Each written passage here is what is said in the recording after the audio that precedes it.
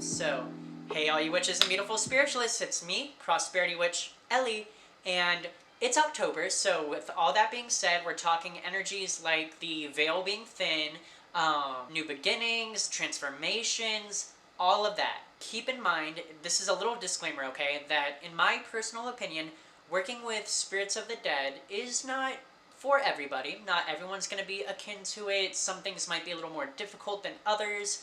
But again, with the time of year it is, I at least feel like everyone should have a basic understanding in what working with the dead is like, so that's why I'm making this video. But yeah, sit tight, grab yourself a drink of whatever you prefer, maybe a little snack. As always, I never know how long these videos are actually going to be. And let's dive right into it, shall we? So, working with the dead.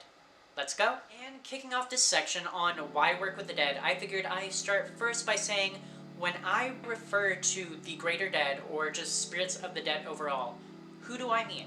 Well, to me, the greater dead are more than just our blood and spiritual ancestors. To me, they are the spirits who are tied to the land, or the spirits of the people who came before me, that once lived within this area, whether that is my home, the town or city that I'm in, or just the general space around me. And when it comes to the why work with the dead? Well, for me, starters, it's about building a connection. Building a relationship with the dead reminds me that I am part of something bigger than just myself. I am not separate from the ones who came before me, nor am I separate from those who linger around currently. And following that, the dead carry with them a certain wisdom that you cannot find, in my opinion, simply from the living world around you. They embody endings, impermanence, and cycles that, in a way, only death or dead energy can teach. And finally, working with them cultivates a sort of reverence, remembering or reminding me rather that morality always depends on how I approach life. Okay, now that we got the why out of the way, why work with the dead,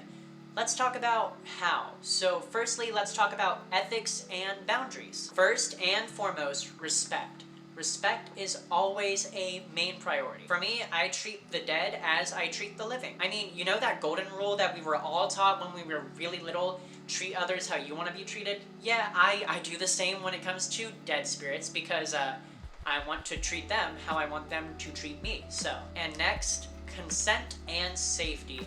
I choose who I let in to my space, to my bubble, to my place, and I keep my boundaries firm. I don't just leave it open for anyone to willy-nilly come in, because 9 times out of 10, that could lead to some conflicts. I mean, again, relating this to the living, I don't always allow certain people into my space, so same goes for the dead. All in all, it's just a boundary thing. If I don't vibe with you, it's one of those. Moreover on that, not all spirits are the same. Of course, you have your ancestors, the restless dead, place-bound spirit, and the broader collective. Now, some relationships are, of course, beneficial, whereas others are to be left alone. It really just depends on your situation, what you're comfortable with, and again, what keeps you safe should always be priority. I would go further in that, but honestly, I don't know how to explain it, so I guess we're just going to move on to the next section, which is rituals and practices. So starting off with rituals and practices, I wanted to talk about offerings. It is from my personal experience that I've learned that working with the dead, offerings are a high priority, because if you want to establish that relationship with them or ask them for favors of any degree, it's best to meet them with something that they would like, if not in return, then upfront. For example, anytime I visit my local cemetery, I always bring a handful of change, because of those stories of the greater dead needing to pay their passage forward in order to reach the afterlife. And also just because I've noticed from working my prosperity magic and working the type of magic that I do, the greater dead, at least from my experience, do love money, they do love coins, they do love silver, things like that. As I said, when I'm going to a cemetery, I'll bring at least 9 pennies, maybe a couple of quarters, dimes, and nickels. Anything more, it really just depends. And here's the kicker. So I always leave the 9 pennies at the entrance to the cemetery as more of an offering for, this is my payment to come into your land. I firmly believe that the cemeteries have guardian-like spirits of sorts, so this is me also acknowledging them and paying them to allow me entry. Some other offerings or things you can do involving the dead are to clean up their sacred spaces. If you're visiting a specific spirit or someone that you have once known, then of course leave offerings of things that they liked when they were alive. This could be flowers, food, or drinks of any nature that they liked. It could be if they like tobacco, of course leave some tobacco.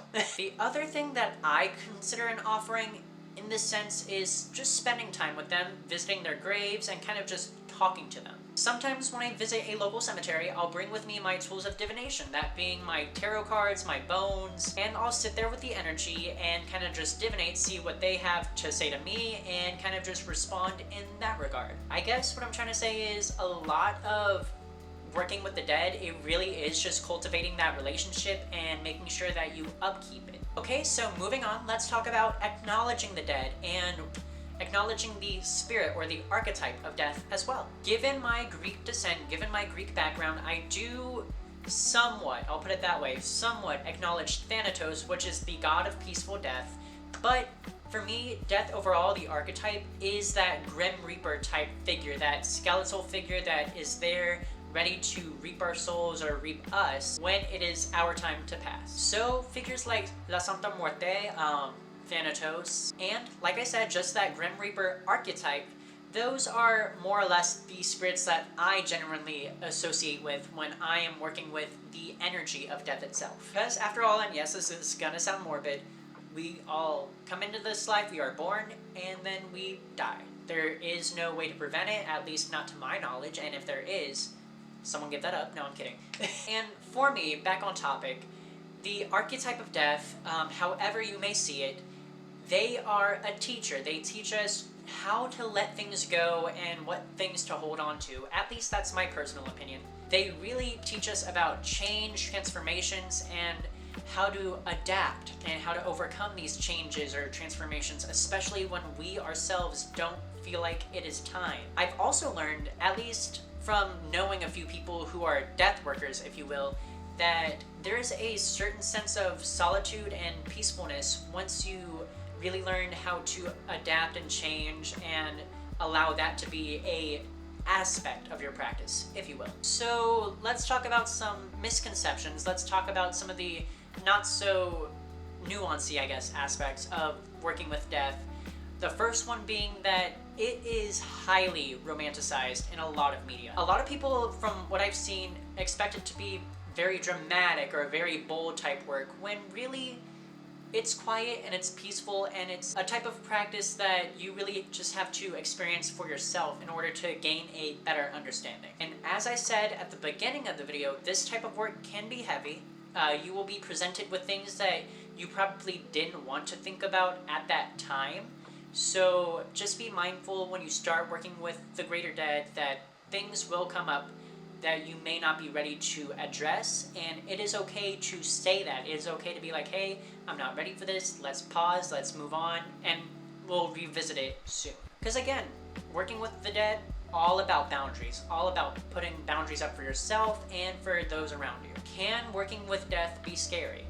Absolutely. It can be definitely terrifying, especially when you don't know exactly what to expect. But much like any other practice, I always say immerse yourself in it and really try to work through it as best as you can. I guess to wrap up this video, what I'm trying to say is working with death, for me anyway, is all about respect, building relationships with the spirits around me, and transformation. It reminds me that even after our initial life ends, there is a continuation of a sort. But all in all, it's a type of practice, it's a type of work that one really has to have that sense of security and utmost respect for. But I digress. I kind of rambled on and lost what I was trying to say, so I'm gonna go ahead and go. If you enjoyed this video, please leave a like, comment down below anything and everything to do with working with the dead, death energies, the greater dead. Let me know your thoughts, let me know your opinions, because as always, I love making this a conversation, and let's talk about it. But other than that, share this video with those you think would enjoy this type of work, enjoy this type of content, and subscribe for more in the future. And as always, y'all, make wise choices, make delicious pizza, and I will see you all in the next one. Bye!